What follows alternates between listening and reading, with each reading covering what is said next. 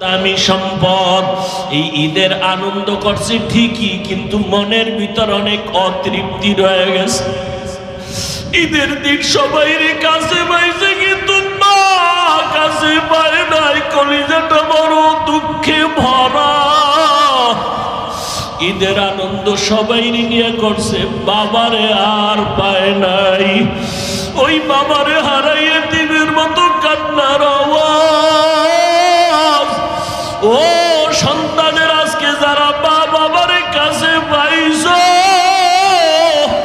ওরে বাসায় গিয়া মায়ের পাও ধইরা দোয়া নিও, ভুল করি ওনারে সন্তান। কত সন্তান কবরের কিনারায় দাঁড়ায় দাঁড়ায় কান্না করলো। ও বাবা তুমি এত কাঁদো কেন? বলে আমার বাবারে হারায় আমি এতিম, আমার সব আমার আছে, আমার বাবা নাই। যেই বাবার জীবনের কষ্টের বিনিময়ে আমি আজ আলেম হয়ে গেলাম, যেই বাবার কষ্টের বিনিময়ে আমি আজ হাফেজ হয়ে গেলাম। ও সন্তানেরা, খোদার কসম, ওই মা বাবার দোয়া চোখের পানি ছাড়া তুমি টাকা পয়সার মালিক হতে পারো নাই। আজকে যাদের মা নাই বাবা নাই, দোয়া কি করতে পারছো রমাজানে? যদি দোয়া না করো কবরে জাহান্নামের আযাব।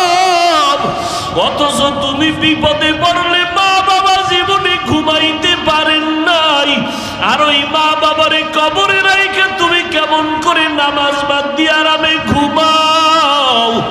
এখনো সময় আছে, তওবা করে নাও। আর যার মা বাবা বেঁচে আছে, পারলে গিয়া দোয়া চাইও। ওরে বাবায় যদি কিনারায় থাকে দোয়া দিও। বাবায় যদি মাথায় হাত দিয়া দোয়া করে দেয়, সাথে সাথে আরশে আজিমে চলিয়া যাবে। বাসায় যদি মা থাকে, মাকে গিয়া বলিও, মা আমার কপাল বুঝি খারাপ, আজকে বয়ানে গেলাম, মুনাজাত করলাম, অনেকে কাঁদলো, আমার চোখে পানি আসলো না। আল্লাহ বুঝি গুনার কারণে বেজার হয়ে গেছে। ও মা, তোমার মনে মনে হয় কষ্ট দিয়েছি। মা, আজকে আমি তওবা করছি, আর কোনোদিন তোমারে কষ্ট দিব না, আর কোনোদিন নামাজ ছাড়ব না। ও মা, মাথায় হাত দিয়া তুমি একটু দোয়া করিয়া দাও। মা যদি মাথায় হাত দিয়া চোখের পানি ছেড়ে বলে, মালিক আমার সন্তানের কবুল করিয়া নাও, সাথে সাথে মায়ের দোয়ার সাজিমে চলিয়া যাবে। ও আমার কলিজার যুবক, ওই মা বাবারে না জানি কতবার কষ্ট দিয়া কাঁদাইছো। ওই মা বাবা তোমার কথায় কষ্ট পাইয়া গোপনে কত চোখের পানি ফেলছে। এখনো সময় আছে, বেঁচে থাকলে দোয়া নিও। আর মা বাবা যদি না থাকে, কবরের কিনারায় গিয়ে একটু দোয়া করিও, কান্না করিও, আল্লাহর কাছেও মাফ চাইও, আর তওবা করিয়া নাও। আর আল্লাহকে মনে মনে ডাকো, হে মালিক, জীবনে কত নামাজ ছাড়লাম, রোজা ছাড়লাম, আল্লাহ দুনিয়ায় পড়িয়া, টাকার মায়ায় পড়িয়া, শয়তানের ধোকায় পড়িয়া কত নামাজ ছাড়লাম, বেপরদায় চললাম, আজকে থেকে রেডি হয়ে গেলাম রে আল্লাহ। রাহমাতুল লিল আলামিনের আশিক। মোবাইলে একটা সিকিউরিটি লক থাকে, থাকে না? থাকে না? কেউ জানে না, কাউকে জানতেও দেয় না। বউরে দেয়নি জানতে, দেয় যদি বউ আপন মনে করে, বন্ধু মনে করে। কথা ঠিক না? এই লক কত, পাসওয়ার্ড কত, কেউ জানে না, স্ত্রী জানে। কলিজার আপন বন্ধু যদি কেউ থাকে, তাকে জানায়, আমার এই লক নাম্বার, পাসওয়ার্ড এটা তুমি জানো। অন্য কাউকে জানায় না। আল্লাহ বলেন, আলিফ লাম মিম, এই অক্ষরগুলোর অবশ্যই অর্থ আছে, কাউকে আমি জানাই নাই। আমার বন্ধুর সাথে কথা বলার জন্য এই পাসওয়ার্ডগুলো আমার বন্ধুকে আমি জানায় রাখছি। বন্ধুও কাউকে জানাবে না, আমার আল্লাহর নিষেধ। শেষ কথা কি, অর্থহীন অক্ষর আল্লাহ দেন নাই, এগুলোর অর্থ অবশ্যই আছে। কে জানেন? আল্লাহ জানেন। আসেন সামনে আগাই। যালিকাল কিতাবু লা রাইবা ফীহি হুদাল লিল মুত্তাকিন। এটা এমন একটা কিতাব যেই কিতাবের মধ্যে কোনো ভুল নাই, ভুলের কোনো অবকাশও নাই। আছে? এখানে অনেক শিক্ষিত মানুষ, আল্লাহর কোরআনে কোনো ভুল আছে? ১৫০০ বছর হয়ে গেল, বড় বড় দুশ্মন পণ্ডিতেরা কোরআনের ভুল বের করার জন্য কম অপচেষ্টা করে নাই। আজও পর্যন্ত কেউ পারে নাই, কিয়ামত পর্যন্ত কেউ ভুল বের করতে পারবে? উলামায়ে কেরাম আমরা এখনো বলি, আল্লাহর কোরআনের একটা ভুল যদি এখনো পারো বের করে দাও, এখন দাড়ি কেটে ফেলবো, সারা দুনিয়ার কোরআন আগুন দিয়ে জ্বালায় দিব। কারণ ওই কোরআন আমরা মানি না যেই কোরআনে কোনো ভুল বের হবে। ১৫০০ বছর পর্যন্ত কেউ ভুল বের করতে পারে নাই, বরং অনেক মহাপণ্ডিতেরা মাথা নত করে কালেমা পড়ে মুসলমান হয়ে গেছে। এটা এমন একটা কিতাব, আল্লাহর দেওয়া কিতাব তো আরো ছিল, তাওরাত, জবুর, ইনজিল, আরো কিতাব ছিল। দুনিয়াতে একটা কিতাবও একুরেট নাই, ভেজাল ছাড়া নাই। একটা কিতাব আল্লাহ রেখেছেন কোরআন, যার মধ্যে কোনো ভেজাল নাই। তাওরাতে গরমিল আছে, জবুর কিতাবে গরমিল আছে, ইনজিলের মধ্যে গরমিল আছে, বাইবেলের মধ্যে গরমিল আছে। আল্লাহর কোরআন এমন একটা কিতাব, এটা এমন কিতাব নবীর উপরে আল্লাহ যেমনি ভাবে দিয়েছেন আজও পর্যন্ত অমনি ভাবেই আছে। একটা জের জবর নক্তার কোনো পরিবর্তন নাই। আরো মজার খবর হলো, আল্লাহর কোরআন এটা নবীর কাছে দিয়েছেন পুরা কোরআনটা। আর সে আজিমের মধ্যে একটা তক্তা আছে, যেই তক্তাকে আরবি ভাষায়, কোরআনের ভাষায় বলে লাউহে মাহফুজ। ওখানে পুরা ৩০ পারা কোরআন লেখা আছে।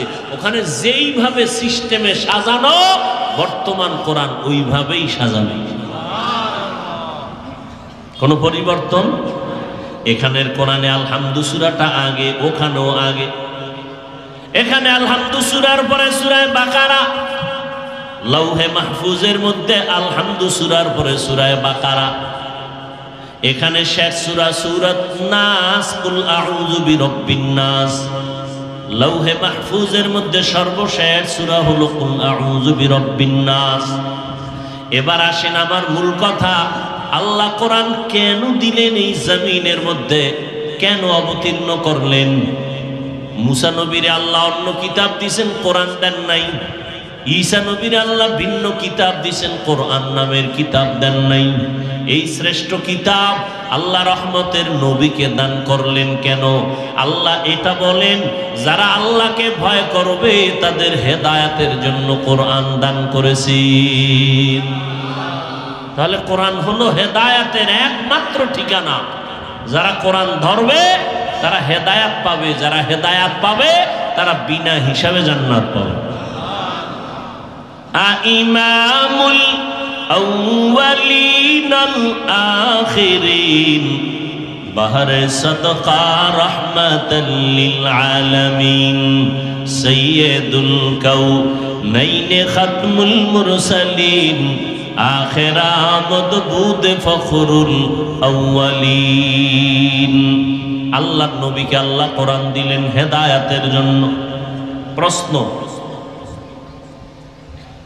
যারা আল্লাহকে ভয় করবে তাদের জন্য কোরআন হেদায়েত। আল্লাহকে যারা ভয় করে তাদের নাম মুত্তাকিন, ভয়ের নাম তাকওয়া। মুত্তাকি কারা? যারা আল্লাহকে ভয় করবেন। আল্লাহকে ভয় করার মানে মরিয়া গেল বান্দা ইচ্ছা করে কোনো গুনাহ করবে না, এর নাম মুত্তাকি। তাকওয়া, তাকওয়া মানে আল্লাহর ভয়। কার ভয় বলেন? আল্লাহর ভয়। আর এই তাকওয়া যাদের অন্তরে থাকবে তাদের নাম হলো মুত্তাকি। আল্লাহর ভয় এখানে আপনারা যারা বসে আছেন, আমি যদি জিজ্ঞাসা করি আপনারা আল্লাহকে ভয় করেননি, সবাই দুহাত উঁচু করে বলবে আল্লাহর কসম আমরা আল্লাহকে ভয় করি। কি আপনারা ভয় করেন না? সবাই করে, কিন্তু রমাজানে অনেকে রোজা রাখে নাই, তারাও এখানে আছে। এরকম লোক নাই? আবার অনেকে রোজা রাখছে তারাবি পড়ে নাই, এরকম লোক এখানে নেই। আবার অনেকে তারাবির নামাজ পড়েছে 20 রাকাত পড়ে নাই, মাজায় সমস্যা, এরকম লোক নাই? তারাবি 20 রাকাত পড়ে নাই, অর্ধেকও পড়ে নাই, মাইনাসে ছিল, প্লাসে ছিল না। কত রাকাত পড়ছে? 8 রাকাত। কেন? ওমরে ফারুক রসুলের সাহাবীর সাথে তার একটু দ্বন্দ্ব আছে, কারণ 20 রাকাত তারাবির আইন জারি করছেন ওমরে ফারুক রাদিয়াল্লাহু তাআলা আনহু, জামাতের সাথে মসজিদে নববীতে চালু করেছেন হযরত ওমরে ফারুক। এমনি ওমরেরটা মানবে না, নবীরটা মানবে।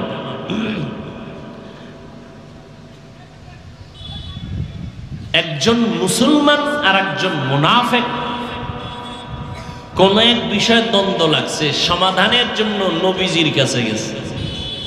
নবীজি সমাধান দিয়েছেন। বিধর্মী লোকটা নবীর সমাধান মেনে নিয়েছেন, মুনাফিক মানে নাই।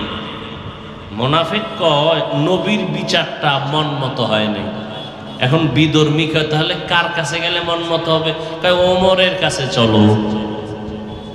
ওমরের কাছে গিয়া বলে বিধর্মী ভাই, আমি তো আপনাদের ধর্মের কেউ না, কিন্তু তার সাথে আমার একটা ঝগড়া ঝামেলা, আপনাদের নবী মুহাম্মদের কাছে গেলাম, সমাধান দিয়েছে, আমি মেনেছি, কিন্তু মুসলমান নামদারি মুনাফিকটা মানে নাই। বলে এই ওমর কথার আগে তো তরবারি রেডি। ওমর কয় কি তোমার সমস্যা কি?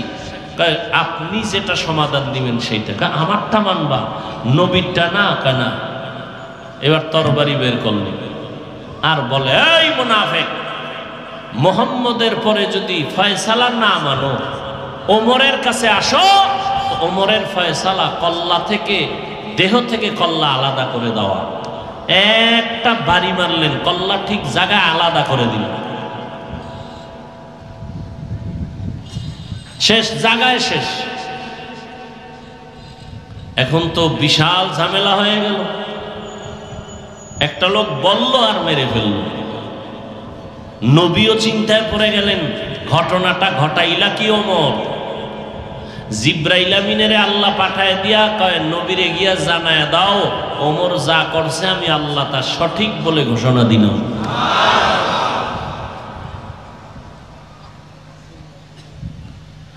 তাহলে নবীর ফয়সালা মানে না, ওমরেরটা মানতে গিয়া ঝামেলায় পড়লো না? পড়লো না? এই সমাজে কিছু মানুষ আছে অতি রঞ্জিত, বেশি বুঝে, বলে আমরা সাহাবী মানি না, আমরা ওমর এই নবী মানি। আল্লাহর কসম একবার, আল্লাহর কসম দুইবার, আল্লাহর কসম তিনবার, ওয়াল্লাহি বিল্লাহি তাল্লাহি, সাহাবায়ে কেরামদেরকে ডেঙ্গিয়ে শুধু নবীকে মানা কোনোদিন সম্ভব না। নবীকে মানতে হলে সাহাবাদেরকে অনুসরণ করেই মানতে হবে। এই কারণেই আহলে সুন্নাত ওয়াল জামাতের সারা দুনিয়ার উলামায়ে কেরামের ফতোয়া, যারা সাহাবাদেরকে মানে না তারা বাতিল, তারা ভণ্ড।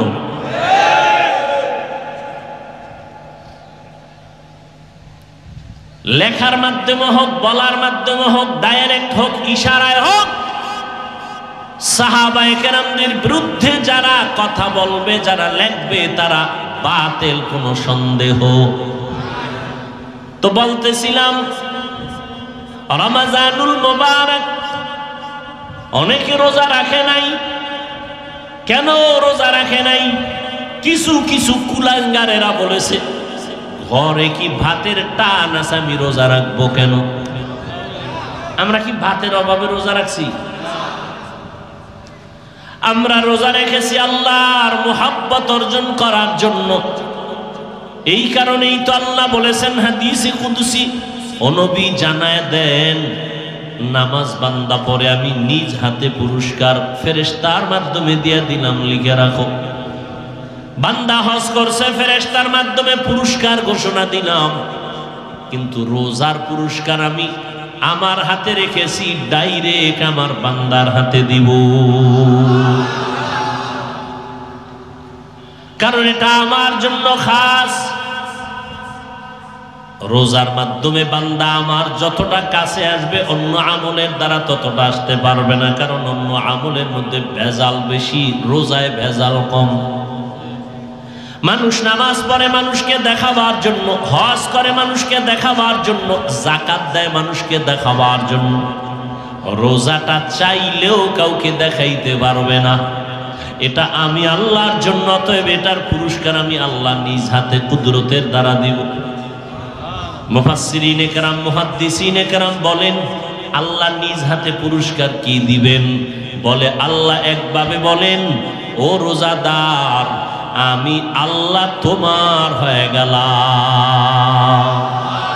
আতিনা ফি দারে দুনিয়া না হাসান, আতিনা ফি দারে উকবা না হাসান, ইয়া গিয়াসাল মুস্তাগীসিন হদিনা লফতিখারা বিল উলুমে ওয়াল গিনা। হর গরিদে নেको तू तैयार है, जो न मांगे उससे तू बेजार है। এখানে আপনারা যারা বসা আছেন সবাই আপনারা এক আওয়াজে বলছেন আল্লাহকে ভয় করি। যারা নামাজ পড়ে না তারাও বলে আল্লাহকে ভয় করি, যারা রোজা রাখে না তারাও বলে আল্লাহকে ভয় করি, যারা পর্দা করে না তারাও বলে আল্লাহকে ভয় করি, যারা মা বাবার সাথে গাদ্দারি করে তারাও বলে আল্লাহকে ভয় করি। আসলে আল্লাহকে কে ভয় করে কে করে না তার বাস্তবতা হলো যারা গুনাহ করে না তারা আল্লাহকে ভয় করে। हर के दार खौफे हक दर दिल मदम जन्नतुल मअवा देहत ओ रामकाम। আল্লাহ তাআলা বলেন যারা আমাকে ভয় করবে তাদের জন্য কোরআন হলো হেদায়েত। তো ভয় যারা করে তারা তো গুনাহ করে না, গুনাহ যারা করে না তারা তো এমনিই হেদায়েতের উপরে আছে। হেদায়েতের উপরে আছে বিদায় গুনাহ করে না, কোরআন তাদেরকে কিসের হেদায়েত দিবে? আল্লাহ বলেন হুদাল্লিল মুত্তাকিন, যারা আল্লাহকে ভয় করে তাদের জন্য কোরআন হেদায়েত। আরে হেদায়েতে যারা আছে এরা তো আল্লাহকে ভয় করার কারণে এমনিই গুনাহ থেকে মুক্ত, এ কারণেই তো তারা মুত্তাকি। মুত্তাকি যারা তারা তো গুনাহ করে না, এদেরকে আবার কিসের হেদায়েত দিবে? কোরআন। বলে হেদায়েতের উপরে আছে ভয়, কখন না জানি আবার হেদায়েতের পথ থেকে লাঞ্ছিত হয়ে যায়। অনেক আল্লাহর বান্দা আছে সংখ্যায় যদিও কম, তাবলিগে গিয়া নামাজ রোজা করে এক পর্যায়ে শয়তানের রাস্তায় গিয়া নামাজ রোজা ছেড়ে দেয়।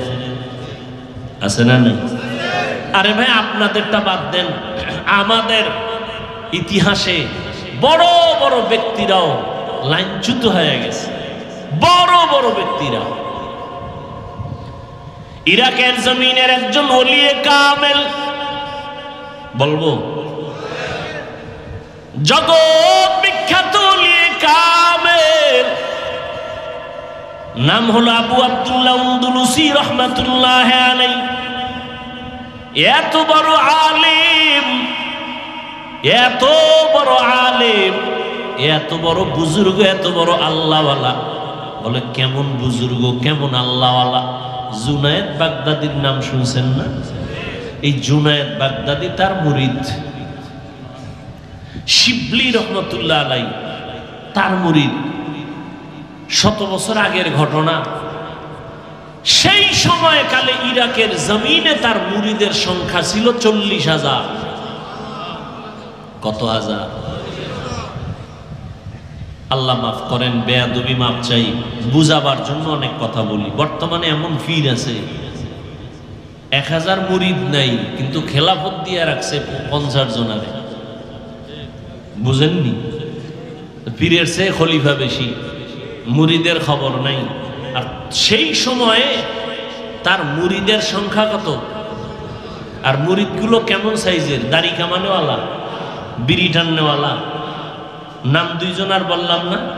একজন জুনায়েদ বাগদাদি, সে কত বড় আল্লাহওয়ালা! শুধু জুনায়েদ বাগদাদির ইতিহাস বললে তো রাত পার হয়ে যায়। কত বড় আল্লাহওয়ালা! শিবলি রহমতুল্লাহ আলাইহি এদের পীর আবু আব্দুল্লাহ উন্দুলুসি রহমতুল্লাহ আলাইহি। কত বড় আলেম ছিলেন তিনি। আর আমগো দেশে এখন এমন পীরও আছে আউযুবিল্লাহ পারে না, এ পীরানে পীর দস্তগীর কি আছে না নাই?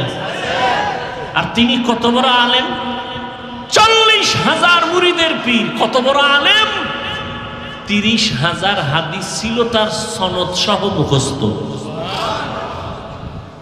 কত হাজার? 30,000 হাদিসের হাফেজ। যেই লোকটা 30,000 হাদিসের হাফেজ, আপনাদের ধারণা কি সে কোরআনের হাফেজ না? এই জন্য পীর হওয়ার প্রথম শর্ত সে কোরআন হাদিসের আলেম হতে হবে, না হয় সে পীর হতে পারে না। এখানে আরেকটা কথা বলেই যেতে হবে, ওই যে ওয়াজ করা কি আসলে ভাই উম্মতের কলবের চিকিৎসা? হসপিটালে হয় দেহের অপারেশন, কোরআনের বাগানে হয় কলবের অপারেশন। তো কলবে ময়লা থাকলে বলতে হবে না? তাহলে পীর হতে হলে কি হতে হবে বলেন? আলেম হতে হবে। এই যেমন এক কথা, কিন্তু এখানে আর একটা ঝামেলা আমরা দেখি। আমি সোনার বাংলায় বললাম না, ধর্মের ঝামেলা বেশি।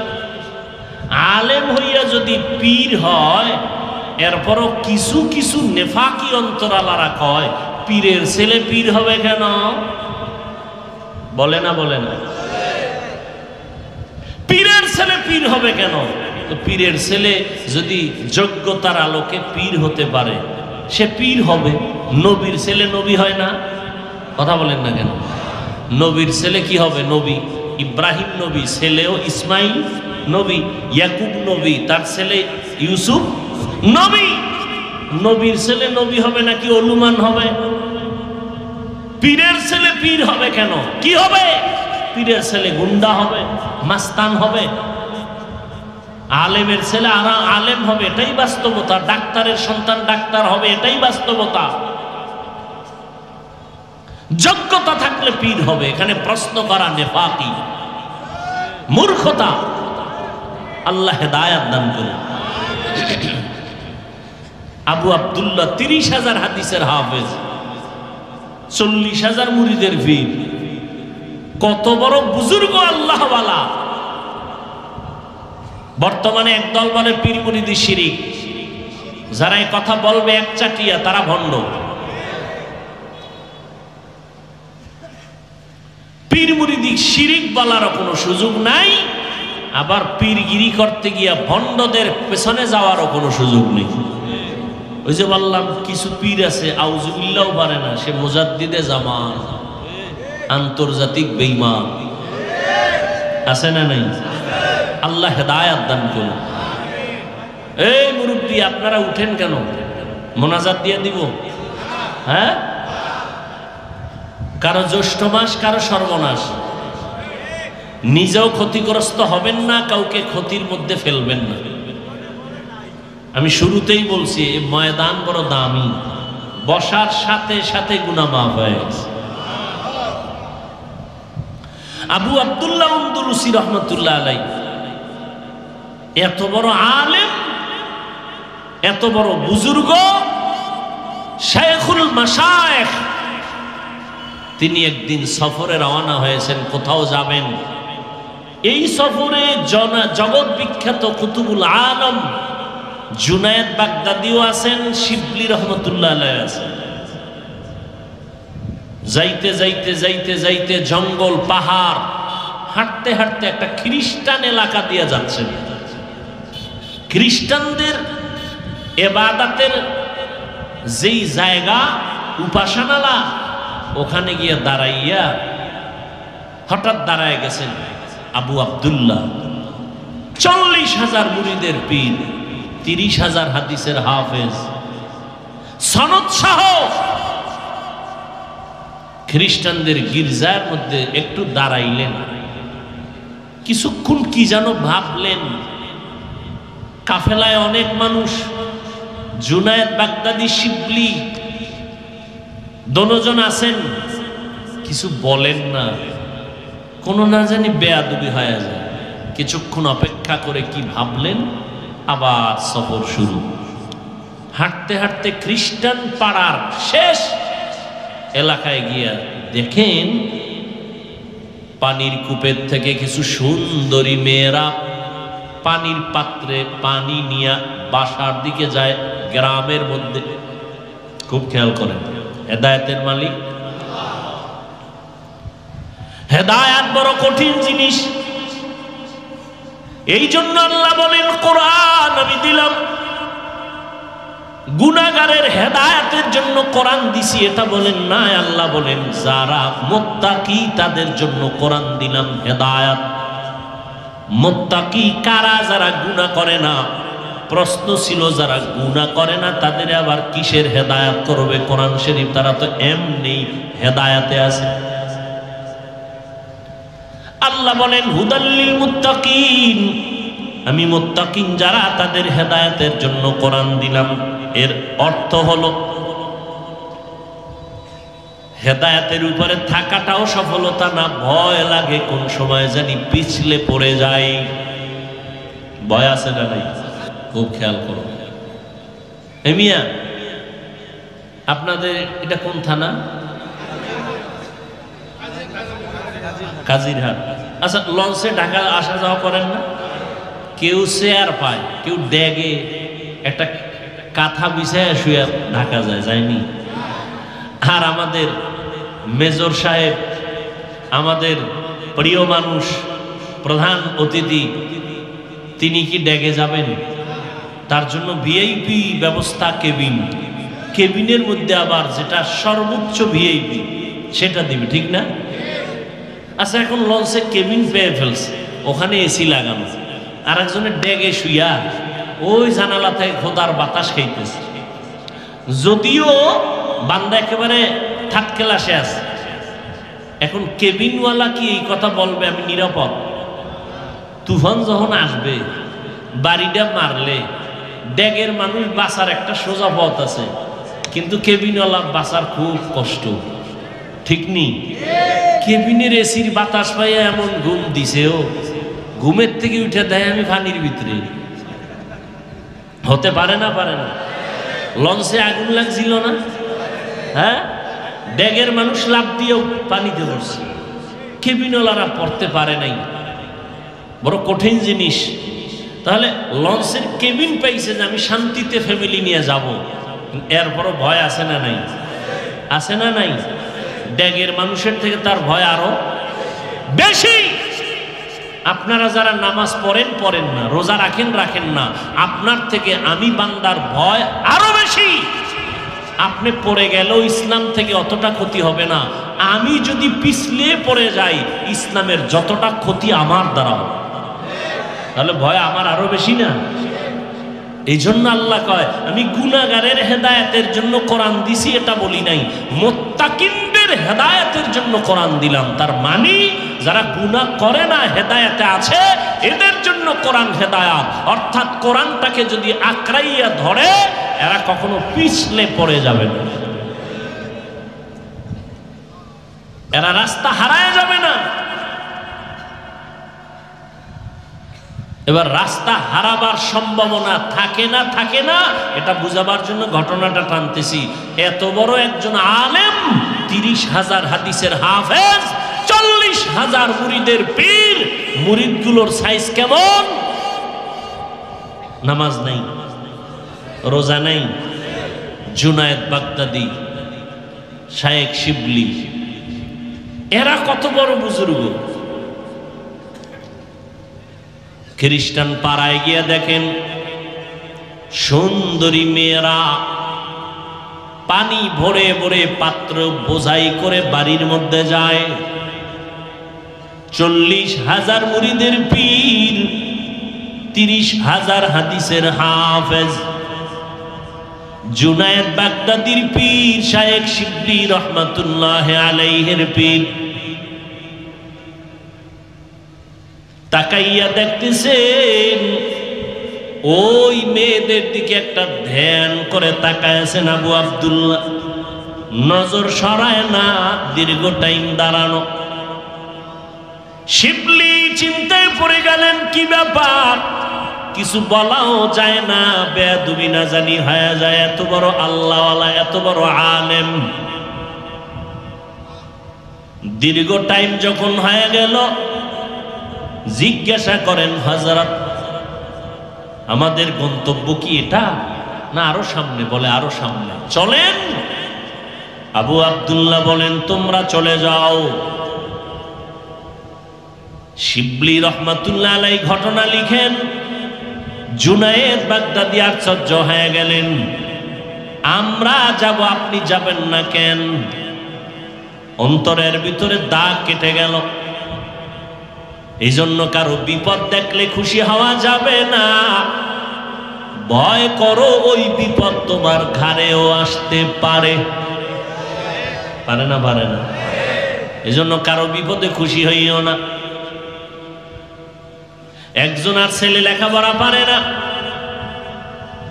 তুমি নিজে গর্ব করিও না। তোমার ছেলে বহুবারে বহুবারে বহুবারে পারতে পারতে এমন সময় একটা আসবে, পারিয়াও ওই না পারাটা যত আগায় যাবে, পারনেওয়ালা ততটা আগাতে পারবে না। বহু নজির আমাদের চোখের সামনে হাজির। জুনায়েদ বাগদাদি প্রেশান হয়ে গেলেন, শিবলি প্রেশান। আমাদের শায়েখ গোটা আরব বিশ্বের মধ্যে যার নাম এত সুনাম ছড়ানো, ইরাকের জমিনের মধ্যে সর্বশ্রেষ্ঠ আলেম। ওই সময়ে মুরিদের সংখ্যা 40,000। চিন্তায় পড়ে গেলেন, হযরত যাবেন না কেন? আমরা কোথায় যাব? কয়, তোমরা ফোরাত নদীর কিনারায় আমার খানে খায় তোমরা চলে যাও। এই যে কথা বলতেছি, তাও কিন্তু ইশারায় হাত দিয়া, নজর ওদিকে। কোন দিকে? আমার কথা বল। ওই যে সুন্দরী মেয়েরা, খ্রিস্টানদের মেয়েরা পানি নেয়, আমার খানে খায় তোমরা চলে যাও। হযরত বিষয় কি? আমি ওই যে খ্রিস্টান মেয়েরা পানি নিল, ওই সুন্দরী মেয়েকে বিবাহ না করে যাব। হ্যাঁ, পাগল পারা হয়ে গেলেন। জুনায়েদ বাগদাদির কাফেলা কান্নায় বিভোর হয়ে গেল। এত বড় একজন আলেম, এত বড় একজন পীর, তিনি যদি এমন একটা বিপদের সম্মুখীন হয়ে যায়, আমাদের লজ্জায় কোথায় মুখ দেখাবো? পা ঝরাইয়া কান্নার আওয়াজ, আসমানের দিকে হাত উঠায় কইরে, মালিক হেদায়েতের দরজা খুলে দাও। হাজার লাখ মানুষ যার দ্বারা জান্নাতের পথ পাইল, আল্লাহ তিনি যেন পথ থেকে হারায় না যায়। 40,000 মুরিদের পীর, 30,000 হাদিসের হাফেজ বলে, জুনায়েদ তোমরা চলে যাও, আমি যাব না, খ্রিস্টান মেয়েকে বিবাহ করব। শিবলি রহমাতুল্লাহ আলাইহি বলেন, দীর্ঘ টাইম আমরা কান্নাকাটি করার পরেও আমাদের চোখের পানিতে মনে হয় মাটি নরম হয়ে গেছে, কিন্তু আল্লাহর ওলির কলবটা নরম হলো না। ভেজাল এক জায়গায় লাগছে তো, এই জন্য কাম সারা হয়ে গেছে। হ্যাঁ, জুনায়েদের কাফেলা নিরুপায় হইয়া, নিরাশ হইয়া এবার খানকার দিকে রওনা। ফোরাত নদীর কিনারায় সবাই যখন চলে গেল, আবু আব্দুল্লাহ আন্দলুসি রহমাতুল্লাহ আলাইহি 30,000 হাদিসের হাফেজ, 40,000 মুরিদের পীর, একা একা হেঁটে হেঁটে, মাথায় পাগড়ি, মদিনাওয়ালার জামা লাগানো, হেঁটে হেঁটে গ্রামের মধ্যে গিয়া খ্রিস্টান মেয়েটার বাড়ি হাজির হয়ে গেল। মেয়ের বাবা জিজ্ঞেস করে, কে তুমি? পাগড়ি লাগানেওয়ালা মদিনার আশিক। সবাই নাম জানে, সরাসরি হয়তো দেখে নাই, কিন্তু ভাবছে বড় কেউ হবে। বলে, নাম বললেন, আমি অমুক। বিধর্মীরা আজকে ওই উত্তরবঙ্গে যাইয়া চট্টগ্রামের পাহাড়িয়া অঞ্চলের মধ্যে ঢুকিয়া ঢুকিয়া খ্রিস্টান মিশনারিরা আমাদের মুসলমানদের টাকা দিয়া ধর্মান্তরিত করাচ্ছে। উত্তরবঙ্গে পঞ্চগড়, ঠাকুরগা, হাজার হাজার মানুষকে কাদিয়ানি বানাইতেছে, টাকা দিয়া বাড়ি কইরা দেয়, টাকা দিয়ে দিতেছে। খ্রিস্টান মিশনারি কাজ চালাচ্ছে। কি চাও? বলে আপনার মেয়েটাকে আমি বিবাহ করতে চাই। ডাইরেক্ট কথা, কোনো ইনডাইরেক্ট নাই। আমার মেয়েকে তোমার কাছে বিবাহ দিব। ভাবলা কি করে? বলে করব, কি লাগবে তাই বলে। বলে 1 নাম্বার মদিনার পোশাক ফালায় দাও। বলে রাজি। মদিনার পাগড়ি ফালায় দিয়া আবু আব্দুল্লাহ রেডি হয়ে গেল। আল্লাহর কুদরতের পরীক্ষা বড় কঠিন। আবু আব্দুল্লাহ বলে আমি মদিনার পোশাক ফালাইলে হবে? বলে না, আরো শর্ত আছে। বলে কি?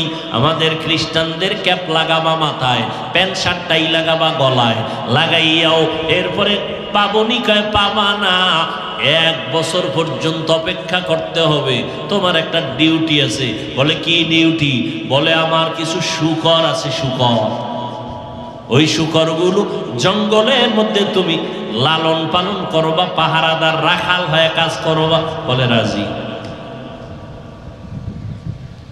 মদিনার পোশাক ফালাইয়া দিল, ক্যাপ মাথায় লাগাইয়া খ্রিস্টানদের টাই গলায় লাগাইয়া রেডি হয়ে গেল।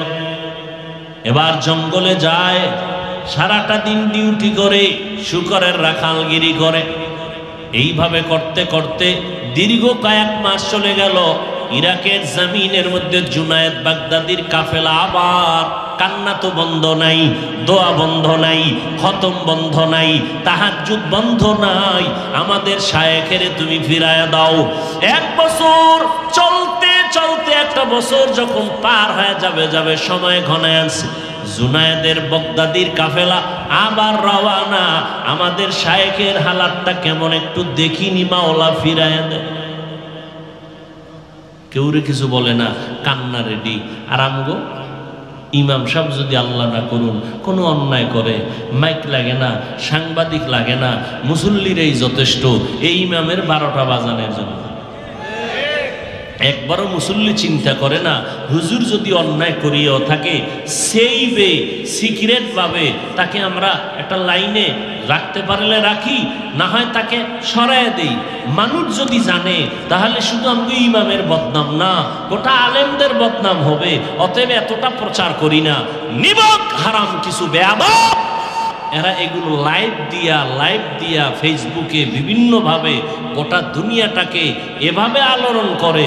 একবারও চিন্তা করে না যে আমার এলাকার বদনাম, আমার মসজিদের বদনাম, ওলামা গোটা দেশের আলেমদের বদনাম। একবারও চিন্তা করে না।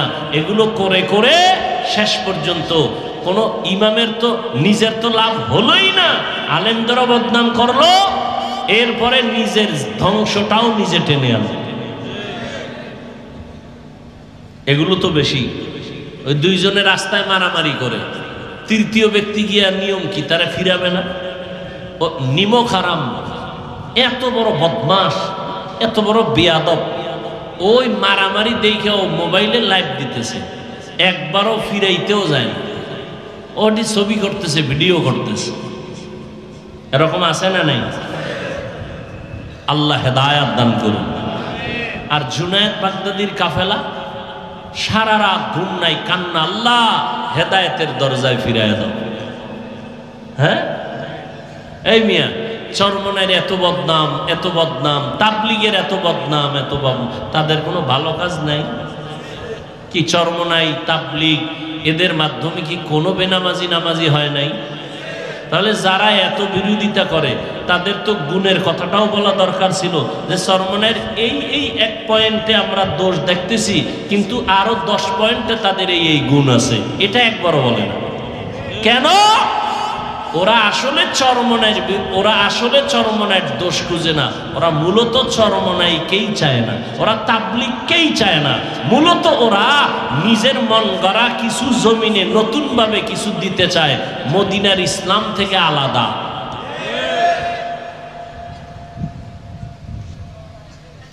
ইল্লাল্লাহর বিরোধিতা করে না?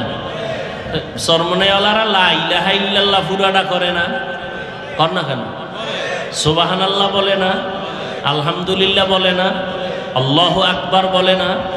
আল্লাহ আল্লাহ বলে না, তো ইল্লাল্লাহ নিয়েই পইরা থাকলা, আরো যে নিয়ম অনুযায়ী আরো জিকির করলো সহি তরিকায়, এটার গুণগান গাইলে না কেন? কয় আমার আব্বার অন্তরেও হিংসা ছিল, তো ওটাও আমি পৈতৃক সম্পত্তি হিসেবে আমিও পেয়ে গেছি। তো তোমার হিংসার কারণে চরমনাই নিচে গেল না আরো উপরে উঠলো? কি আপনারা এখানে যারা আছেন তাবলীগ বিরোধিতা করার কারণে তাবলীগ কমছে না বাড়তেছে? কওমি মাদ্রাসার বিরোধিতা আছে না নাই? এর দ্বারা কি আগের তুলনায় কমছে না বাড়ছে? আপনার কি হইল বিরোধিতা? যদি কমতো তাহলে আপনি বাহাদুরি করতেন যে আমার কথায় কমছে, বরং আপনার বিরোধিতার কারণে আরো বেড়ে গেল, তাবলীগ বেড়ে গেল, চরমনাই বেড়ে গেল, বাড়তেই থাকবে, যত বাধা দিবে আরো বাড়বে। যেই লোকটা ইল্লাল্লাহর বিরোধিতা করে ওই লোকটা লা ইলাহা ইল্লাল্লাহ পুরা জিকিরও করে না, শুধু ওর কামি সারা জিন্দেগি বিরোধিতা করা। কিন্তু যারা ইল্লাল্লাহ করে এরা লা ইলাহা ইল্লাল্লাহ আগে সাইজ মতো পুরা কালেমাটা পড়ে, ঠিক না? কেউ কি শুধু লা ইলাহা বাদ দিয়া শুধু শুধু ইল্লাল্লাহ করছে? কোনো প্রমাণ আছে? কেন বিরোধিতা? সে যে এতক্ষণ প্রায় 4 থেকে 600 বার লা ইলাহা ইল্লাল্লাহ এটা যে পড়লো, এই পড়তে পড়তে পড়তে পড়তে পড়তে পড়তে এরপরে এক পর্যায়ে যাইয়া ইল্লাল্লাহ শব্দ বললো। সে যদি শুধু বলতো তাহলে আমিও বিরোধিতা করতাম। সে তো শুধু ইল্লাল্লাহ বলে নাই, পুরা কালেমাটার জিকির করলো দীর্ঘ টাইম, সুবহানাল্লাহ, আলহামদুলিল্লাহ, আল্লাহু আকবার, এরপরে লা ইলাহা ইল্লাল্লাহ দীর্ঘ টাইম জিকির করলো। এরপরে এক পর্যায়ে গিয়া ইল্লাল্লাহ পড়লো। আর এই ইল্লাল্লাহ পড়ার দ্বারা সে তো আল্লাহর বিরুদ্ধেও যায় নাই, শরীয়তের বিরুদ্ধেও যায় নাই, শুধু মাঝখান থেকে ইল্লাল্লাহ বলার পরে এটা নিয়েই সারা দিন রাত্র সমালোচনা। লা ইলাহা পুরা কালেমা যে পড়লো, এই প্রশংসা করলা না কেন? তার অন্তরে তাকওয়া বেশি না হিংসা বেশি? আল্লাহ হেদায়েত দান করুন। ভাইয়ারা আমার, কি আর একটু বসবেন না?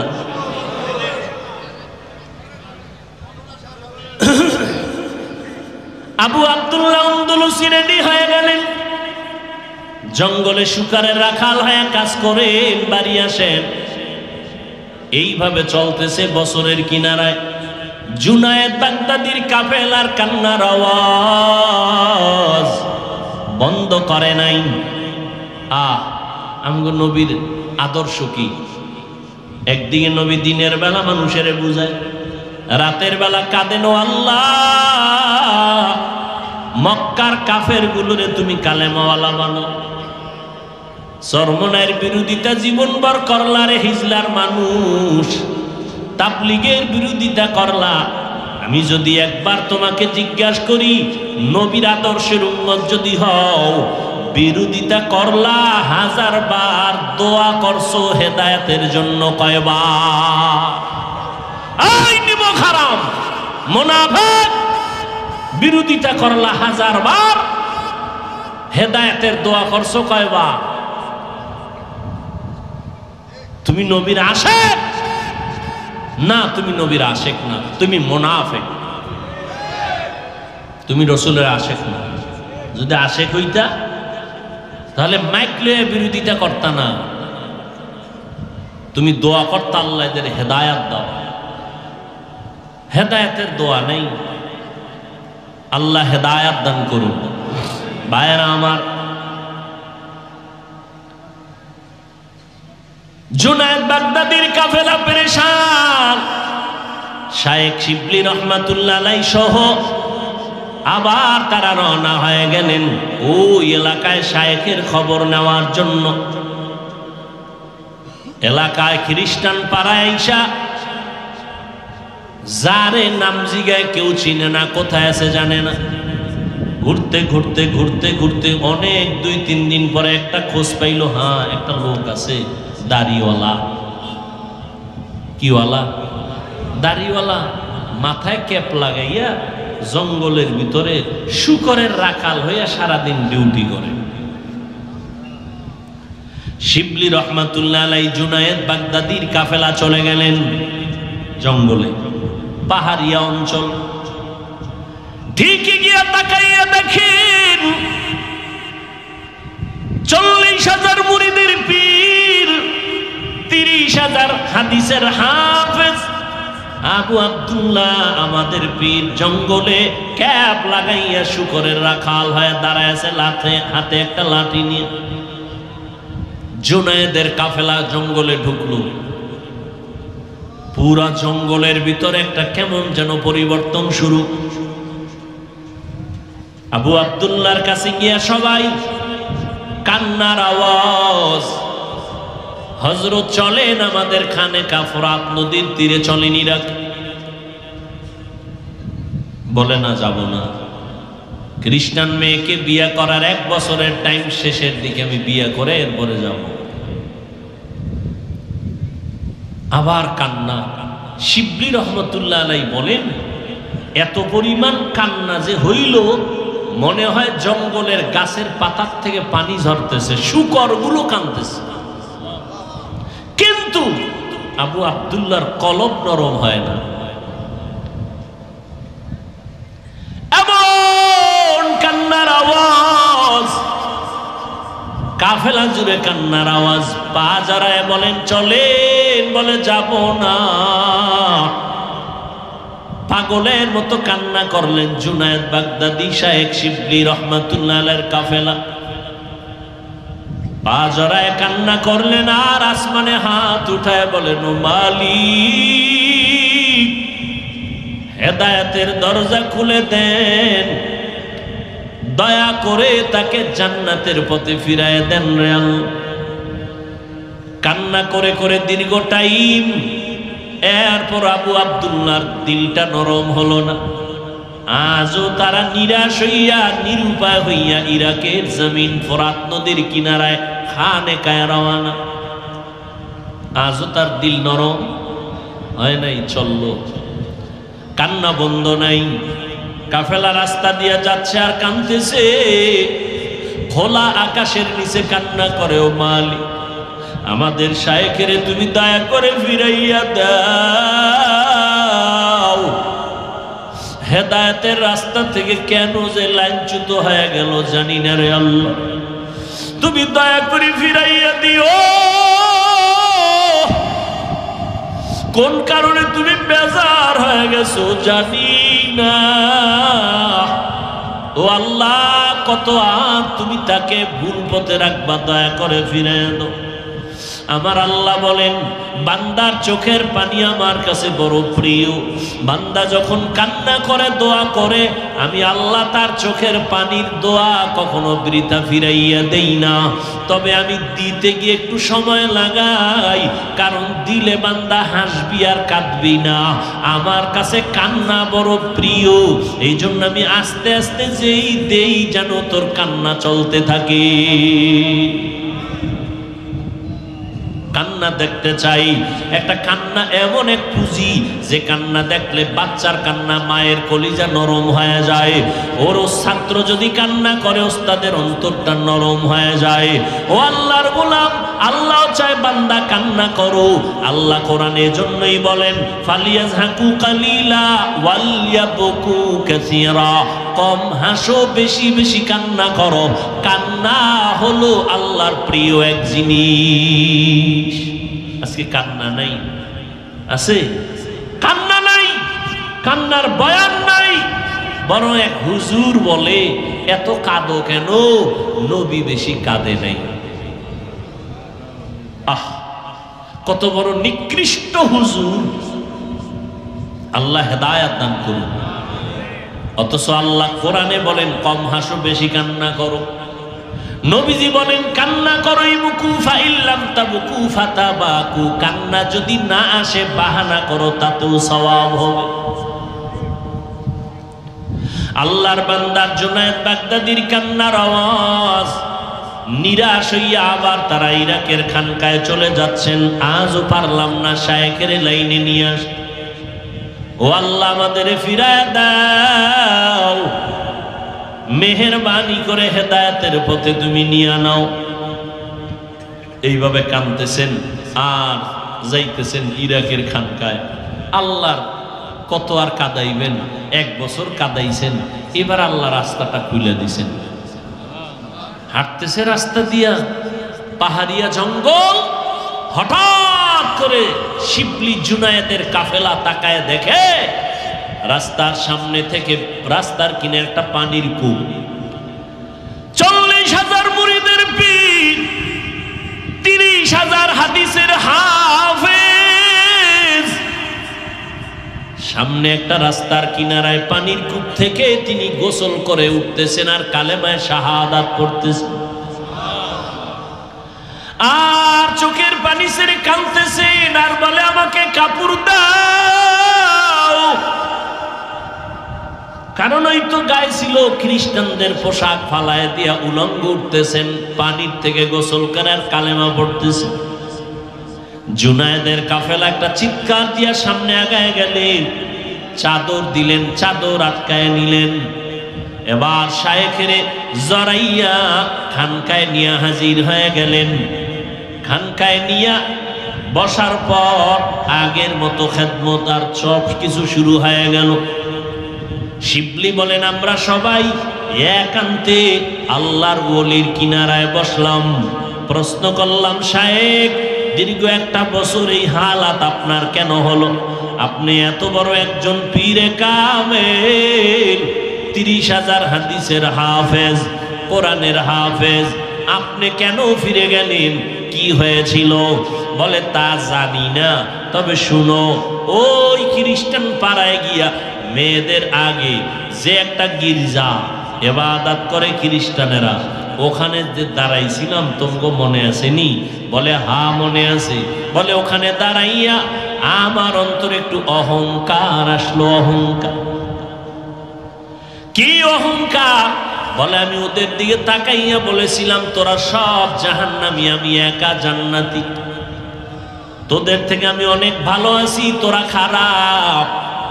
এই ভাবনাটা যখন আমি ভাবতেছিলাম, দেখলাম আমার কলবের থেকে একটা নূরের আলো বের হয়ে গেল। এই বয়ান বুঝবে কে, বুঝাবে কে? কে বুঝবে, কে বুঝাবে?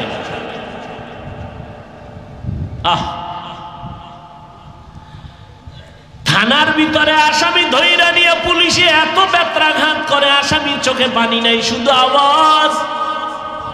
অথচ আল্লাহওয়ালাদের বয়ানে 500 হাত দূরে বৈশা যুবক হাউ মাউ করে কান্না করে। বলো জ্ঞানীরা, ওই বান্দা পুলিশে পিটায় কাঁদে না, আল্লাহওয়ালার বয়ানে 500 হাত দূরে বৈশা কাঁদে কেন রে? মারলো কে বলো? তোমার চোখে পানি নাই রে মানুষ, তোমার ভেতরে আসলে মানুষত্ব নাই, চিন্তা নাই। আল্লাহ মানুষ বানাইছেন, চিন্তা করবা কইছিলাম, কই আছি, কোথায় যাব? আমার বাবা দাদা নানা কই গেল? আরে একই পাতিলায় ভাত, একই পাতিলায় তরকারি রান্না করেন আমার মা, একই মশলা একই আগুন দিয়ে তরকারি রান্না করা হয়, ভাত রান্না করা হয়। একই বিছানায় বৈশা আব্বা আম্মা একই তরকারি খানা খায়, আমরা ভাই বোনেরাও খাই। এই যুবক, এত পণ্ডিত, এত বুঝো, এত বুঝো, এত শিক্ষা অর্জন করছো, এত জ্ঞান, আমাকে হুজুরগো কোনো জ্ঞান নাই। আমার এই প্রশ্নটার জবাব দাও তো একজনে দাঁড়াইয়া।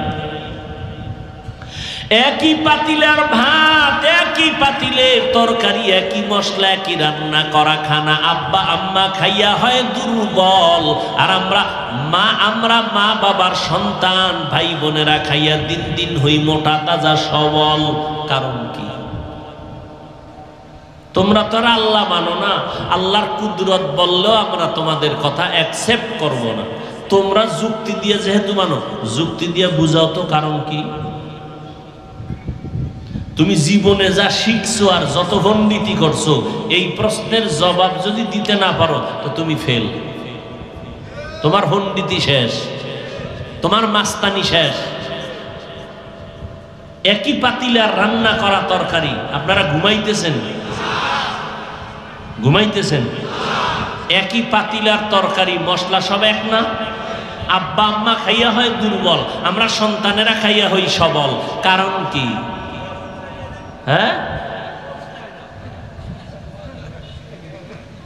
একটু ভাবো, চিন্তা করো রে মুমিন। বাংলাদেশে একটা কুকুরে বাচ্চা দেয় কয়টা জানা থাকলে বলেন? আচ্ছা 5টা ধরেন। গরু দেয় কয়টা? কতটা কুকুর জবাই হয়? হয়। বরং ইউরো আমেরিকা লাল চামড়াওয়ালারা ওরা কুত্তা কোলে নিয়ে ঘুমায়, নিজের সন্তানের কোলে নেয় না।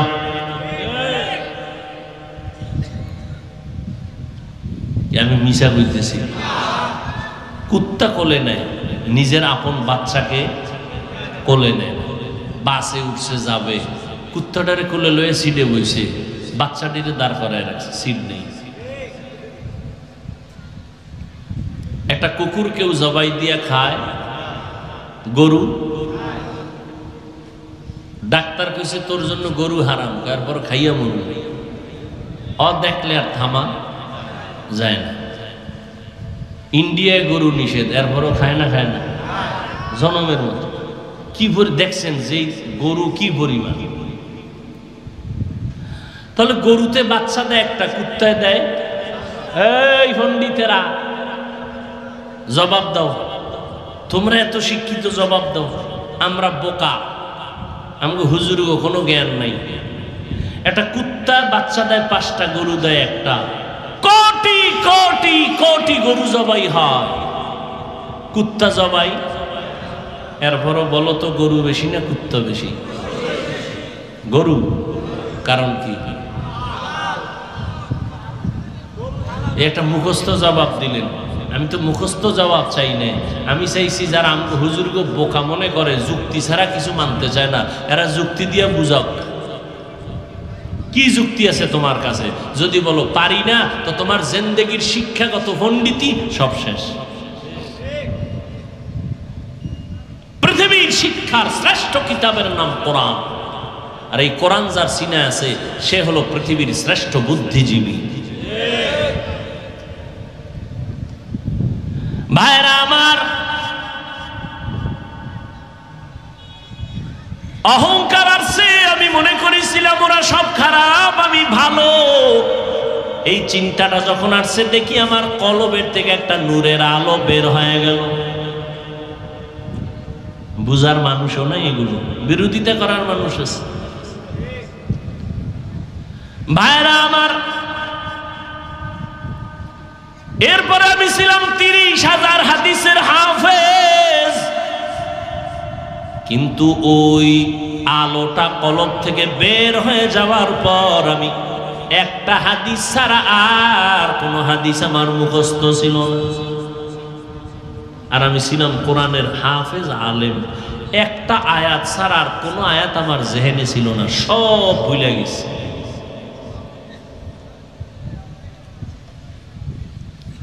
এই শুধু একটা সামান্য অহংকার অন্তরে আছে, আমি ভালো সব খারাপ।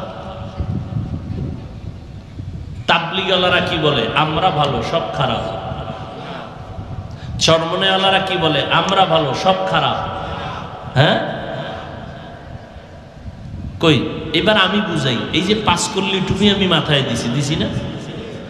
কোনদিন আপনাদের বলি নাই টুপি যারা পরবেন না তারা আমাদের আপন না।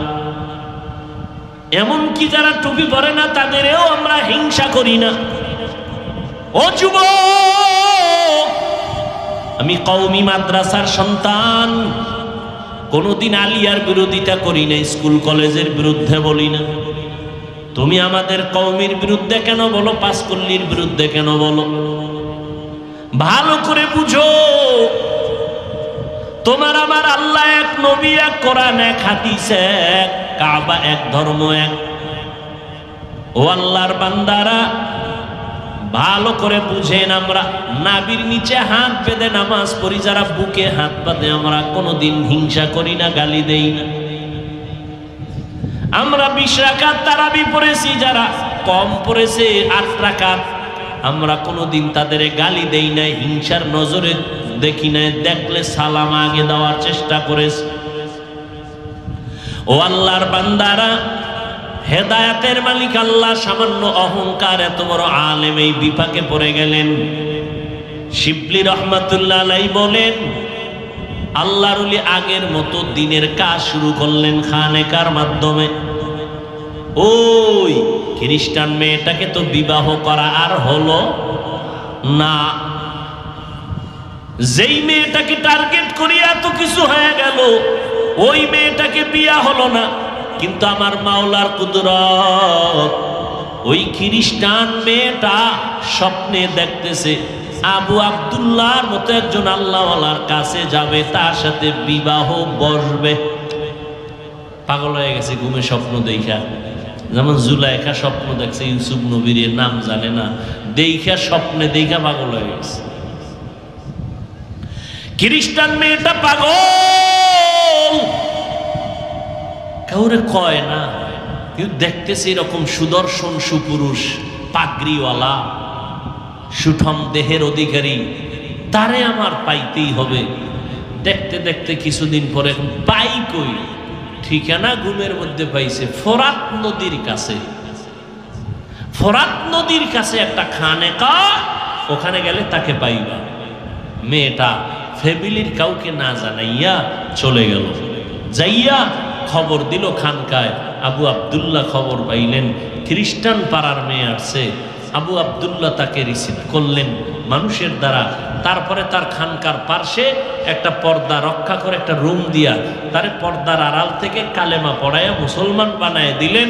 আর ওই রুমে থাকতে দিলেন, আর বলেন এখানে থাকো, কিছু সবক দিলেন, আদায় করো। বিবাহ টিবাহ নাই। কিছুদিনের মধ্যেই মেয়েটা ইমানের হালাতে অসুস্থ হইয়া ইন্তেকাল হয়ে গেল।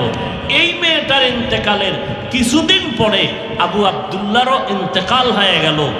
ইন্তেকাল হয়ে যাওয়ার পরে শিবলি রহমতুল্লাহ আলাইহি বলেন, আমি দীর্ঘদিন পরে স্বপ্নে দেখি দুইজনার সাথে জান্নাতের বাগানে তারা বিচরণ করে, জান্নাতে তাদের বিবাহ হয়ে গেছে। আউলিয়ারা কারে উকবা ইখতিয়ার, জাহেলারা কারে দুনিয়া ইখতিয়ার। মাইলে মোমেন সোয়ে মোমেন মিশাওয়াত, মাইলে কাফের সোয়ে কাফের মিশাওয়াত। অহংকার করা যাবে কোনোদিন, এ কথা বলা যাবে না আমি ভালো, আমারটাই সঠিক, আর সব ব্যাঠিক, আমি ভালো সব খারাপ না। অন্তরকে দুর্বল করো, আল্লাহর ভয় অন্তরে জমা করে নাও। ও দয়ার মালিক, আমার মতো গুনাহগার কেউ নাই। রহমতের নবী আমার, যার কোনো গুনাহ, নবীর কোনো গুনাহ আছে? নবী দোয়া করতেছেন আল্লাহর কাছে বারবার, আল্লাহুম্মা জাআলনি ফি আইনি সাদিরা ওয়া ফি আইয়ুনিন নাসি কাবীরা। ও আল্লাহ, আমাকে আমার নজরে ছোট বানায় দাও, উম্মতের নজরে মর্যাদা বাড়ায় দাও। নিজেকে যদি বড় বানাতে চাও, বড়দের কদমে নিজেকে বিলীন করে দাও। বড় রাজমিস্ত্রি যদি হতে চাও, একজন অভিজ্ঞ রাজমিস্ত্রির কাছে সময় দাও, বড় হতে পারবা। ডাক্তার যদি বড় হতে চাও, তুমি লন্ডনে গিয়া লেখাপড়া করলেও বড় হতে পারবা না। তুমি একজন অভিজ্ঞ বড় ডাক্তারের পেছনে সময় লাগাইলে তুমি বড় হতে পারবা। দুনিয়ার লাইনে বড়দের কাছে গিয়া বড় হতে হয়, আখিরাতের লাইনে বড় হতে চাইলে বড়দের কাছে যাও, আল্লাহওয়ালার কাছে যাও। ও যুবক বাবারা, কয়দিন আর দুনিয়ায় বাঁচবা? এই দুনিয়া ক্ষণস্থায়ী। চোখের সামনে কত আপনজনকে হারায় ফেললা। ও পর্দার আড়ালের আম্মা জানেরা, ও বৃদ্ধ বাবাজি, কয়দিন এই দুনিয়া? একদিন আসবে, বয়ান চলতে থাকবে, কিন্তু এই ময়দানে আপনি আমি থাকবো না। অতএব আল্লাহর কাছে তওবা করে নেন। কয়দিন আমার মাওলার কাছে হাজিরা দিতে গেলে কি নিয়ে যাবেন? রমাজান চলে গেল, ওমরে ফারুক রাদিয়াল্লাহু তাআলা আনহু কান্না করেন, আল্লাহর কাছে আমি কেমন নাজাত পাইলাম জানা নাই, এই ভয়ে কান্না করতেছি। আমি রমাজানে রোজা রাখলাম, কবুল হইল কিনা জানা নাই, কান্না করতেছি। কোরআন তেলাওয়াত করলাম, কবুল হইল কিনা জানা নাই, কান্না করতেছি। ও পর্দার আড়ালের আম্মা জান, আল্লাহ তাআলা আপনাকে দুনিয়াতে সম্মানের ঘরে নিয়ে আসছেন, স্বামীর ঘরে আসছেন। আল্লাহ সন্তান দান করেছেন। এই দুনিয়াতে আপনাদের আল্লাহ নবী বানান নাই, তবে সব নবীদের মা বানায় দিছেন। আপনারা নবীদের মায়ের মতো মা, সাহাবায়ে কেরামদের মায়ের মতো মা, আলেমদের মায়ের মতো মা, হাফেজে কোরআনের মায়ের মতো মা। আজকের এই স্টেজে একটা বাচ্চার মাথায় পাগড়ি দিলাম, কোরআনের হাফেজ হয়ে গেল বাচ্চাটা, ওর সিনার মধ্যে কোরআনটা আল্লাহ জমা করে দিয়েছেন। ও আম্মা জানেরা, আজকে এই বাচ্চাটা পাগড়ি পাওয়ার পরে একটু খবর নিয়ে দেখবেন এই বাচ্চার মায়ের কলিজা কত আনন্দিত, এই বাচ্চাটার বাবার কলিজা কত ঠান্ডা হয়ে গেল। এরে আম্মা জানেরা, আপনার মনে কি চায় না একজন আলেম কোরআনওয়ালার মা হইয়া কবরে যাবেন? আপনার সন্তান দামি একটা সন্তান হবে, মানুষ আপনার সন্তানের থেকে দোয়া নিবে। ও আম্মা জানেরা, আপনার সন্তানকে ডাক্তার বানাইতে ইসলাম নিষেধ করে নাই, আপনার সন্তানকে ইঞ্জিনিয়ার বানাবেন নিষেধ করে নাই, আপনার সন্তানকে প্রফেসর বানাবেন নিষেধ করে নাই। আপনার সন্তানকে ডাক্তার বানায় নেন, আপনার সন্তানকে ইঞ্জিনিয়ার বানাবেন, আলহামদুলিল্লাহ। তবে দাবি আমাদের একটা, বেয়াদব বানাবেন না। আপনার সন্তান তার ব্যবহার যেন এমন খারাপ না হয়, আপনার সন্তানের আদর্শ আর ব্যবহারে কষ্ট পায় যেন কোনো আলেম দুঃখ না করে, আপনার সন্তানের ব্যবহারে যেন কোনো মুরব্বীরা কষ্ট না পায়। এ কারণে আপনার অনেক অবদান আর অনেক দোয়া, অনেক প্রচেষ্টা লাগবে। কারণ মা বাবার মধ্যে বাবার থেকে মায়ের অবদান সন্তানের প্রতি বেশি। সন্তান মায়ের অবদানের কারণে ভালো হয়, আবার খারাপও হয়ে যায়। ইমাম গজালি রহমাতুল্লাহ আলাইহি বলেন, একটা মায়ের জন্য, সন্তানের জন্য মা হলো প্রাথমিক শিক্ষিকা। একটা বাচ্চা বাবার তুলনায় মাকে দেখে দেখে অনুসরণ করে। এই জন্য যেই ঘরের মা নামাজ পড়ে ওর বাচ্চাটাও নামাজি হয়ে যায়, যেই মা ঘরের পর্দা করে ওর বাচ্চাটাও মাকে দেখে দেখে পর্দা করে, যেই ঘরের মা কোরআন তেলাওয়াত করে ওই ঘরের বাচ্চাটাও মাকে দেখে দেখে কোরআন তেলাওয়াত শিখে। ও পর্দার আড়ালের আম্মা জানেরা, এমন একটা সন্তান দুনিয়াতে রেখে যাবেন, সন্তান ডাক্তার হলেও যেন আদবওয়ালা ডাক্তার হয়, মানুষ যেন দোয়া করে, আর এই দোয়ার অংশ আপনি কবরে পাইতে থাকবেন। সন্তান ইঞ্জিনিয়ার হবে, আদর্শওয়ালা ইঞ্জিনিয়ার বানাবেন। আর আদর্শের ভিতরে আমার নবীর আদর্শের থেকে দামি কোনো আদর্শ আর নাই। ও আমার কলিজার যুবক, ওই মা বাবার দোয়া নিয়ে আদর্শওয়ালা হয়ে যাও। আমি এখানে এত বয়ান করলাম, একবারও কিন্তু বলি নাই তুমি আজকে থেকে হুজুর হইতেই হবে, তুমি মাদ্রাসায় পড়তেই হবে, স্কুলে পড়া যাবে না, কলেজে পড়া যাবে না বলি নাই। বরং তুমি ডাক্তার হও যুবক বাবা, বাধা নাই, তুমি ইঞ্জিনিয়ার হও, বাধা নাই। তবে আমার মাওলাকে ভুলিয়া যাইও না, তুমি মুসলমান কথাটা ভুলিও না। তোমার মায়ের দোয়া নিয়ে তুমি আগাও, আদর্শ ডাক্তার হও, তোমার কপাল খুলে যাবে। আদর্শ ইঞ্জিনিয়ার হও, কপাল খুলে যাবে। আদর্শ প্রফেসর হও, কপাল খুলিয়া যাবে।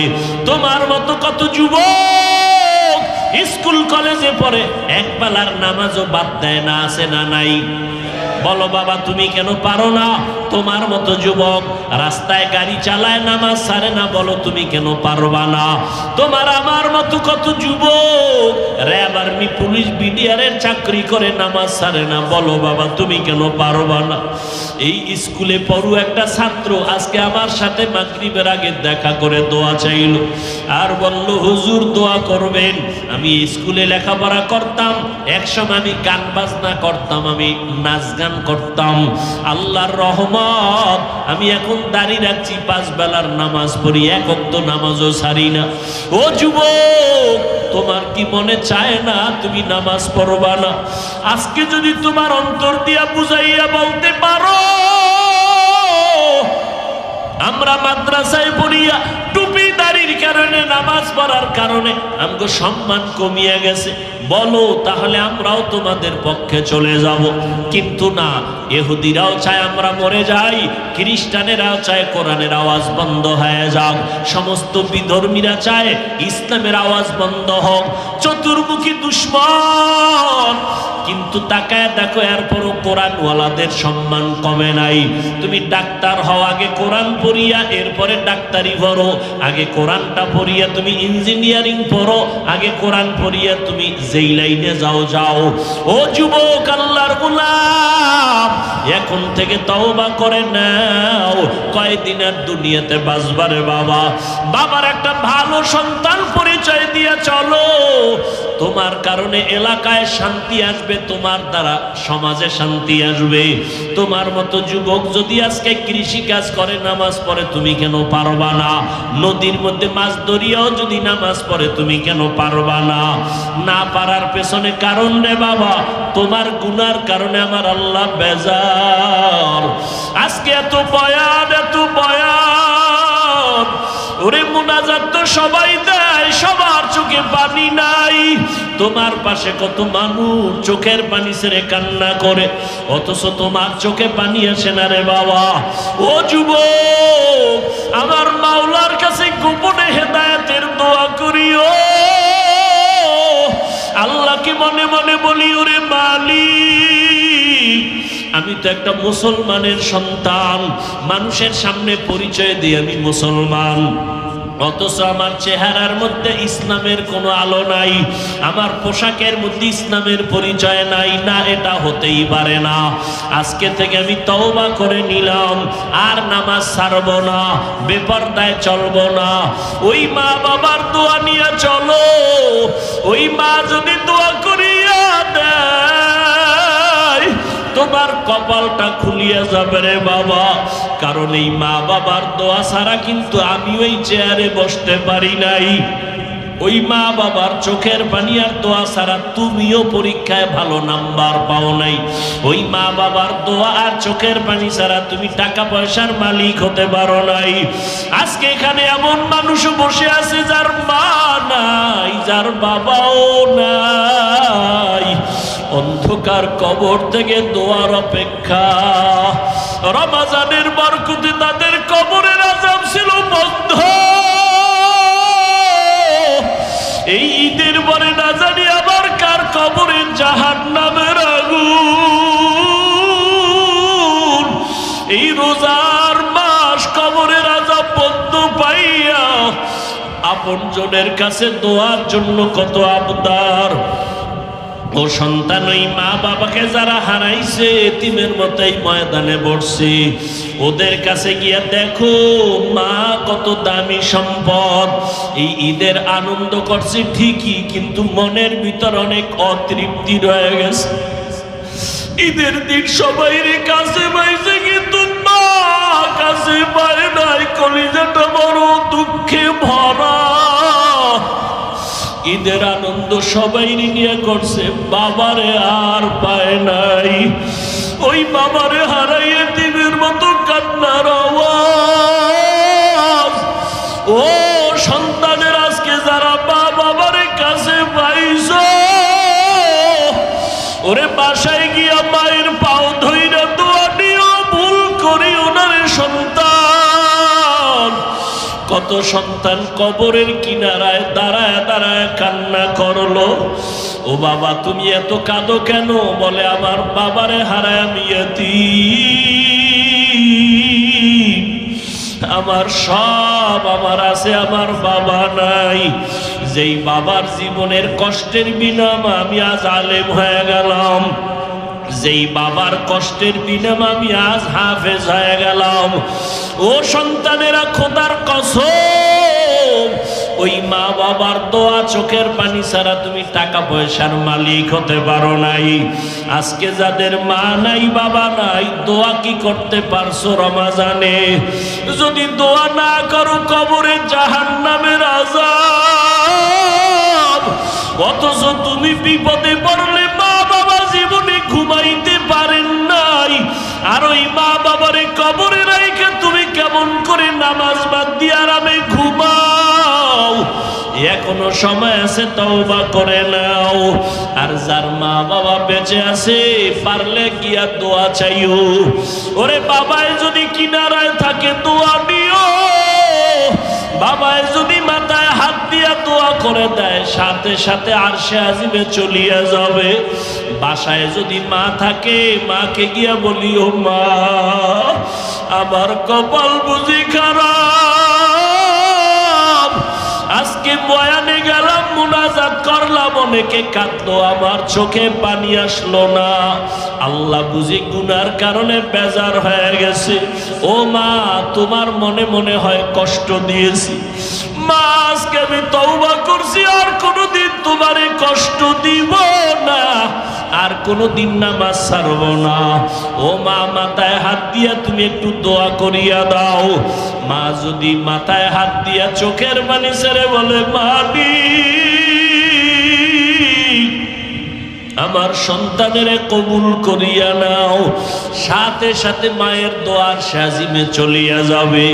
ও আমার কলিজার যুবক, ওই মা বাবারে না জানি কতবার কষ্ট দিয়া কাঁদাইছো, ওই মা বাবা তোমার কথায় কষ্ট পাইয়া গোপনে কত চোখের পানি ফেলছে।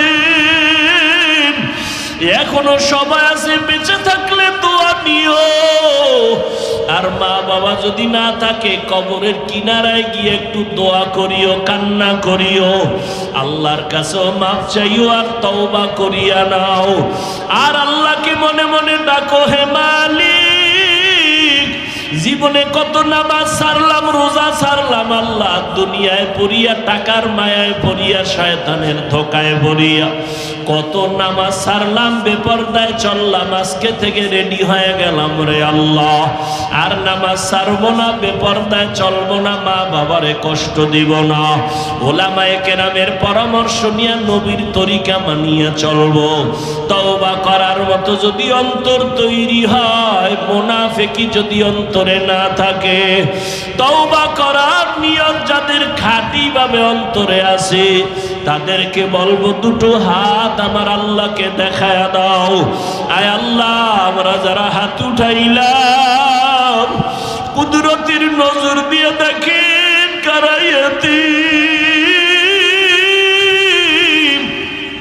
বাবা বলিয়া ডাক দিতে পারে না, মা হারা অসহায়ের মতো আমরা তওবার নিয়তে হাত তুলেছি, আর মা বাবারে কষ্ট দিব না, নামাজ ছাড়ব না, বেপরদায় চলব না, নবীজির তরিকা মানিয়া উলামায়ে কেরামের পরামর্শ নিয়ে চলব। আয় আল্লাহ আমাদের তওবা কবুল করে নেন, তওবার উপরে মজবুত হইয়া চলার তৌফিক দান করেন। আয় আল্লাহ আমাদের সবাইকে গুনাহমুক্ত করে দেন, আমিন। আলহামদুলিল্লাহি রাব্বিল আলামিন, والصلاة والسلام على سيد الأنبياء والمرسلين وعلى آله وأصحابه أجمعين يا أرحم الراحمين يا أرحم الراحمين يا أرحم الراحمين رب ارحمهما كما ربياني صغيرا اللهم إنك عفو كريم تحب العفو فاعف عنا اللهم إنا نسألك رضاك والجنة ونعوذ بك من سخطك والنار اللهم إنا نعوذ بك من البرص والجنون والجذام وسيء الأسقام উদয়ার মালিক কুদরতের নজর দিয়া তাকায়া দেখেন এই ময়দানে আপনার বান্দাদের নিয়ে হাত তুলেছি কত উলামায়ে কেরাম কত মুরব্বী হাজী সাহেব কত ব্যবসায়ী কত চাকরিজীবী পর্দার আড়ালে কত মা বোনেরা আমার কলিজার কত যুবক কত ছাত্ররা আয় আল্লাহ আমরা সবাই জাহান্নামের আসামি গুনাহগার আয় আল্লাহ, দুনিয়াতে যেদিন আসছিলাম কত আনন্দ মা বাবা করলেন, কত পবিত্র ছিলাম। আজকে দুনিয়াতে গুনার কারণে জীবনটা নাপাক করে ফেলেছি। গুনার কারণে আমার হাত না পাক, আমার চোখ না পাক, আমার জিহ্বা না পাক, আমার অন্তর না পাক। আজকে তওবার নিয়ত করেছি আর গুনাহ করব না। আয় আল্লাহ, উলামায়ে কেরামের পরামর্শ নিয়ে নবীর তরিকায় চলবো। মেহেরবানি করে দয়ার নজরে আমাদের জীবনের সবার গুনাহগুলো মাফ করে দেন আল্লাহ।